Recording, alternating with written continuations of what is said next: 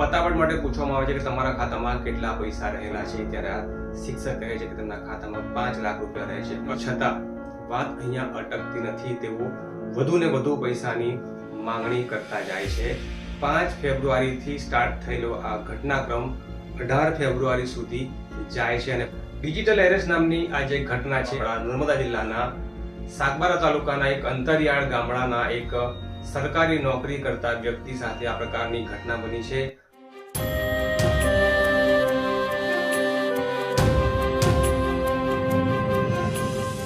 નમસ્કાર, નર્મદા લાઈવમાં તમારું સ્વાગત છે. અજાણ્યા નંબર પરથી આવેલો એક કોલ તમારું બેંક ખાતું સફાચડતું કરી જ નાખશે, પણ એની સાથે સાથે તમને એવા માયાજાળમાં ફસાવી લેશે કે સામે છેડે બેસેલો વ્યક્તિ તમને વિડીયો કોલ પર જે પ્રકારે સૂચના આપશે તમે તેવું જ કરવાનો છો. તે તમને કહેશે કે તમારા ઘરના બારી બારણા બંધ કરી દો, પડદા નાખી દો, કોઈની સાથે વાત નથી કરવાની, કોઈની સાથે તમે આ પ્રોબ્લેમ તમારે શેર નથી કરવાની, તમારે કેમેરા સામે જ બેસવાનું છે અને કેમેરા સામે જ તમારી તમામ જે કોઈ એક્ટિવિટી કરવાની છે. આ એક નવા જમાનાનું દૂષણ છે જેનું નામ તમે અગાઉ પણ સાંભળી ચૂક્યા હશો. નહીં સાંભળ્યું હોય તો તમે અત્યારે સાંભળી લો. એનું નામ છે ડિજિટલ એરેસ્ટ.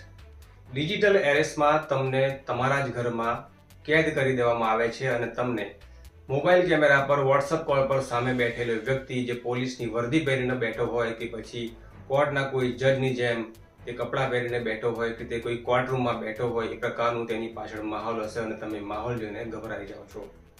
પછી શરૂ થાય છે તમને બ્લેકમેલ કરવાનો, તમને દબાણમાં લાવવાનો અને તમારા ખાતામાં કેટલા પૈસા છે, તમારે ખાતામાંથી પૈસા અમને આપવા જ પડશે, નહીં તો તમારી ઉપર અમે ખૂબ મોટો કેસ કરી દઈશું. CBI, મની લોન્ડરિંગ અને અલગ અલગ પ્રકારની એજન્સીઓના નામ લઈને જે સામે વર્દીધારી જે બેઠા હોય છે નકલી અને ફ્રોડ લોકો, એ તમારા પૈસા સાફ કરી નાખે છે અને તમે એ હદે મજબૂર થઈ જાઓ છો કે તમારી પાસે પૈસા જો ના હોય તો તમે લોન લઈને પણ આ લોકોને પૈસા આપવાના છો. તમે કોઈની પાસેથી ઓછી ઉધારના પૈસા લાવીને પણ તમે એમને આપવાનું છો. ડિજિટલ એરેસ્ટ નામની આ જે ઘટના છે અત્યાર સુધી આપણે મહાનગરોમાં જ બનતી હોય તેવું સાંભળતા હતા, પરંતુ આપણા નર્મદા જિલ્લાના સાગબારા તાલુકાના એક અંતરિયાળ ગામડાના એક સરકારી નોકરી કરતા વ્યક્તિ સાથે આ પ્રકારની ઘટના બની છે અને આ ઘટના ઉપરથી તમારે બોધપાઠ લેવાનો છે કે તમારી સાથે આવું ફ્રોડ ના થાય. તો જુઓ આ વિડીયોમાં નર્મદા લાઈવની રિપોર્ટ. તો ઘટના એવી છે કે નર્મદા જિલ્લાના સાગબારા તાલુકાના એક ગામમાં શિક્ષક તરીકે નોકરી કરતા એક શિક્ષક ઉપર ફેબ્રુઆરીની 5 તારીખે ફોન આવે છે અને તેને સામે છેડેથી બોલતી વ્યક્તિ એવું કહે છે કે હું telecom regulatory authority of India તરફથી બોલું છું અને તમે જે સિમ કાર્ડ વાપરી રહ્યા છો અથવા તમારા નામે એક ફરજી સિમ કાર્ડ વેચાણ થયું છે અને સિમ કાર્ડના આધારે 2 કરોડ રૂપિયાનું મની લોન્ડરિંગ થયેલું છે અને તમારી સામે આ ગુના સબબ કેસ ચલાવવામાં આવશે અને જો તમારે પતાવટ કરવી હોય તો અમારા ઉપલા અધિકારી સાથે વાત કરો. ત્યારબાદ એક નવા અધિકારીની આમાં એન્ટ્રી થાય છે, તેની સાથે વિડીયો કોલ પર એક પછી એક વાત થાય છે. સામે છેડેથી વાત કરનારી વ્યક્તિ પોતાને બહુ મોટો અધિકારી ગણાવે છે. પછી ત્યારબાદ એક કોર્ટરૂમના એક અધિકારી, કોર્ટ જેવો પણ એક માહોલ એમાં ક્રિએશન થાય છે અને જે શિક્ષક છે તેમને એવી રીતે દબાણમાં લાવવામાં આવે છે કે જો તમે આ કેસમાં પતાવટ નહીં કરો તો તમારી ઉપર કેસ દાખલ થશે, તમારી નોકરી જશે, તમે જેલમાં જવાના છો. આ તમામ પ્રકારના દાબ દબાણથી આ શિક્ષક એટલા બધા ગભરાઈ જાય છે કે તેઓ પોતાની ચાલુ નોકરી ઉપરથી રજા લઈને ઘરે જતા રહે છે અને પોતાની પત્નીને જઈને વાત કરે છે કે આ પ્રકારની ઘટના બની છે. તેઓ વિડીયો કોલ પર સતત તેમને દબાણ કરવામાં આવે છે કે તે તમારા ઘરમાં બંધ રહે, ઘરના બારી બારણા બંધ કરી રાખે, કોઈની સાથે વાત નથી કરવાની છે, પડદા પાડી દેવાના છે. પછી પતાવટ માટે પૂછવામાં આવે છે કે તમારા ખાતામાં કેટલા પૈસા રહેલા છે, ત્યારે આ શિક્ષક કહે છે કે તેમના ખાતામાં 5 લાખ રૂપિયા રહે છે, પરંતુ આ લોકો બહુ મોટી રકમની માંગણી કરે છે જો આ કેસમાંથી નીકળવું હોય છે. તો આ શિક્ષક અને શિક્ષકના પત્ની ગભરાઈ જાય છે અને તેઓ પોતાના ખાતામાંથી જે 5 લાખ રૂપિયા હોય છે એ પણ તેમને ચેક દ્વારા નાખી આપે છે. ત્યારબાદ તેઓ વધુ પૈસાની માંગણી કરે છે. ત્યારે આ શિક્ષક એટલા બધા દબાણમાં આવી જાય છે, એટલા બધા ગભરાઈ જાય છે કે તેઓ એક બેંકમાં જાય છે અને બેંકમાં જઈને તે કહે છે બેંકના લોન અધિકારીને કે મને વધારેમાં વધારે પૈસાના લોનની જરૂર છે, તમે મને ગમે તે રીતે અને જલ્દી લોન કરી આપો.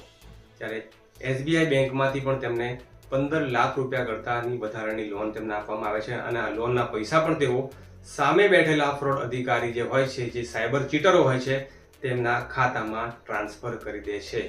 પરંતુ તેમ છતાં વાત અહીંયા અટકતી નથી. તેઓ વધુ ને વધુ પૈસાની માંગણી કરતા જાય છે. 5 ફેબ્રુઆરીથી સ્ટાર્ટ થયેલો આ ઘટનાક્રમ 18 ફેબ્રુઆરી સુધી જાય છે અને 12 દિવસ સુધી સતત સામે છેડે બેઠેલા જે ચીટરો ફ્રોડસ્ટરો હોય છે, સાયબર ગુનેગારો હોય છે, તે આ શિક્ષકને બ્લેકમેલ કરે છે, ધાક ધમકી આપે છે, જેલની ધમકી આપે છે અને તેમની સામે કાર્યવાહીની ધમકી આપે છે.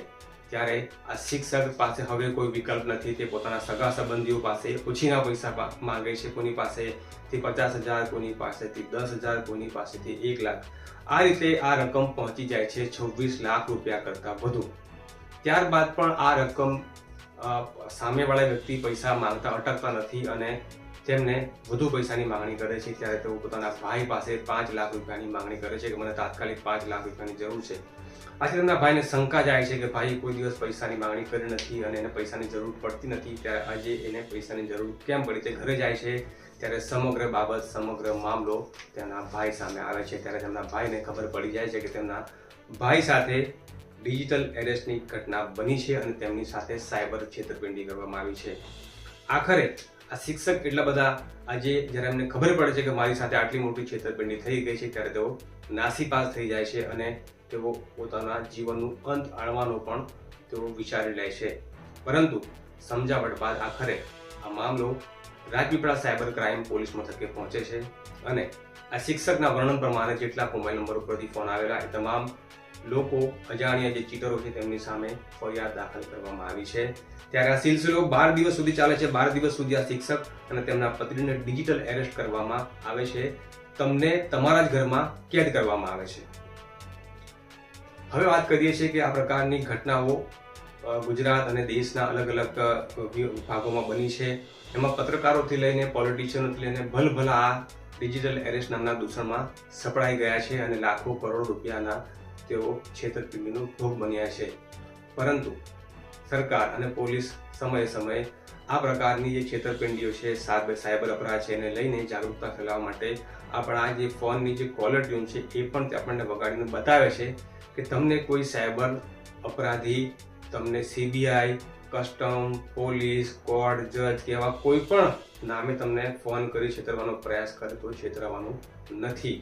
પરંતુ કેટલાક લોકો જે ટેકનિકલ ઓછી જાણકારી ધરાવતા હોય છે અને જેઓ ગભરું સ્વભાવના હોય છે અને તેઓ આ છેતરપિંડી કરનારાઓના જે વાત કરવાની જે છેતરપિંડી જે માટેની જે ટ્રીક છે એની અંદર તેઓ આવી જતા હોય છે અને પછી આ રીતની તેઓ બહુ મોટી છેતરપિંડી આચરતા હોય છે. આવી છેતરપિંડીઓથી નાસીપાસ થઈને કેટલાક લોકોએ પોતાનો જીવનનો અંત પણ આણી દીધો છે. એવી ઘટનાઓ પણ બની છે. આવા સાયબર અપરાધીઓના તાર દેશ અને વિદેશોમાં ફેલાયેલા હોય છે. તેમની પાસે આપણો ડેટા પહોંચી જાય છે અને તેમને ખબર છે કે તમે શાની નોકરી કરી રહ્યા છો, તમારા પરિવારમાં કોણ છે, તમે તમારા નોકરીનું સ્થળ કયું છે, તમારું ઘર કઈ જગ્યાએ છે, આ બધી જ માહિતી તેમને મળેલી હોય છે. આ ડેટા આપણે જે ફેસબુક એકાઉન્ટ પર બનાવીએ છીએ અથવા કોઈ પણ સોશિયલ મીડિયા પ્લેટફોર્મ પર આપણે આપણા એકાઉન્ટો બનાવીએ છીએ ત્યારે આપણે એમાં આપણું ઘરનું એડ્રેસ, જન્મ તારીખ, નામ અને બધું જ આપણે એમાં આપતા હોઈએ છીએ, મોબાઈલ નંબર. તો એનાથી આ જે ચીટરો છે, ફ્રોડસ્ટરો છે, આપણી તમામ માહિતી એકઠી કરી લે છે અને પછી એનો ઉપયોગ આપણો આ રીતે સાયબર છેતરપિંડી કરવા માટેનો કરતા હોય છે. તો અમે નર્મદા લાઈવના માધ્યમથી અગાઉ પણ આ પ્રકારની છેતરપિંડીના ન્યૂઝ તમારા માટે પ્રસારિત કરેલા છે. તમારે આ વિડીયોને વધારેમાં વધારે શેર કરવાનો છે અને તમારે પોતાને જાગૃત થવાની જરૂર છે. 2 દિવસ પહેલા જ અમે આધાર કાર્ડથી જે પ્રકારે છેતરપિંડી થાય છે તેના પણ સમાચાર બનાવ્યા હતા અને તમે કોઈ OTP શેર નહીં કરો, તમે કોઈ લિંકને ક્લિક નહીં કરો તો પણ તમારા ખાતામાંથી 10,000 રૂપિયા જેટલી રકમ ઉપડી શકે છે પ્રતિ દિવસના હિસાબે. કારણ કે તમારું જે બાયોમેટ્રિક છે એ આધાર વેબસાઇટ ઉપર આપણે જો ઇનેબલ રાખ્યું હશે તો એ છેતરપિંડી કરનારાઓ ત્યાંથી એક્સેસ લઈને તમારા ખાતામાંથી 10,000 રૂપિયા કરીને દરરોજ ઉપાડી શકે છે. તો એને બંધ કરવાની જરૂર છે અને એને બંધ કરવા માટેનો જે વિડીયો છે એ હું તમને આ જ ચેનલના ઉપર તમને શેર પણ કરી આપીશ. તો એ વિડીયો તમે જોજો અને તમારું જો આધાર કાર્ડ બેંક સાથે લિંક હોય છે, જેમ સરકાર આપણને કહે છે કે તમારે તમારા આધાર કાર્ડ સાથે તમારું મોબાઈલ નંબર લિંક કરવાનું છે, પાન કાર્ડ લિંક કરવાનું છે, બધું જ આપણે લિંક કરીએ છીએ, પરંતુ આપણા ડેટાની કોઈ સલામતી નથી. એ વાત ફરી એક વખત સાબિત થઈ ગઈ છે. તો તમારે આ પ્રકારની છેતરપિંડીઓથી બચવું હશે તો જાગૃત થવું પડશે. જો તમારા અંદર હોશિયારી નહીં હોય તો આ જે શિક્ષક છેતરાયા છે અને બીજા જે લોકો છેતરાયા છે એમની જેમ તમારો પણ આગળ નંબર આવી શકે છે. અમારો હેતુ માત્ર ને માત્ર તમને જાગૃત કરવાનો છે. કારણ કે સાયબર અપરાધીઓ એટલા બધા બાવળદા હોય છે કે એ છટાથી વાત કરશે કે તેમની વાતમાં ભલભલા આવી જાય છે અને તેઓ પોલીસ અને એજન્સીઓના નામનું જે દર બતાડે છે એનાથી સામાન્ય માણસ ગભરાઈ જતા હોય છે. પછી એ ગઠિયાઓ જે પ્રકારે કહેતા હોય આપણે એ પ્રકારે વર્તન કરતા હોઈએ છીએ. આપણે પોતાની જે મહામૂલી જે બચત હોય છે, આપણા પરસેવાની કમાણી હોય છે, આપણી જીવનની બચત હોય છે, આપણે તેમને આપી દઈએ છીએ. આપણી પાસે પછી ત્યાંથી પાછા ફરવાનો કોઈ વિકલ્પ રહેતો નથી. કારણ કે અપરાધીઓ આ દેશમાં નથી બેઠા, આ દેશની બહાર બેસીને સંચાલન કરતા હોય છે. તો એમને પકડવું બહુ અઘરું છે. અને જો એ પકડાઈ પણ જાય તો આપણા ગયેલા પૈસા આવવાની શક્યતા ખૂબ જ ઓછી છે. તો આ જ પ્રકારના સમાચાર માટે નર્મદા લાઈવની આ ચેનલને સબસ્ક્રાઇબ કરી રાખજો. ફરી મળીશું નવા વિડીયો.